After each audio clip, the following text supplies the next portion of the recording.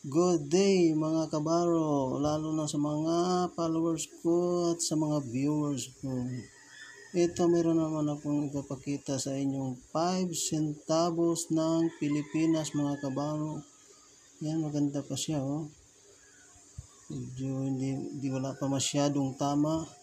Pero ang reverse niya mga kabaro, ayan. Ang reverse niya ay 1944, United States of America. So itong coins mga kabaro na to ay ito yung ginagamit noon nung tayo ay sinakop pa ng Amerika.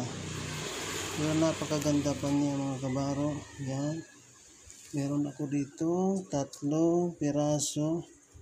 Yan, yung isa ay 1945. Medyo malabo na itong isa 1945. Ito rin isa ay 1944. Pareho lang nito sa isa. Yan.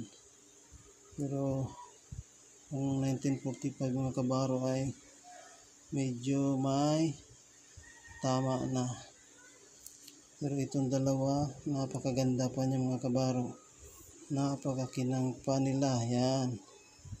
So, ang alam ko nito mga kabaro ay nakikita ko sa YouTube.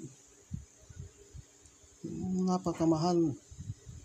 Iwan ko lang kung ayun ay totoo mga kabaro. Itong sa akin ay sinishare ko lang sa inyo. Kung meron kayo, titingnan nyo sa YouTube.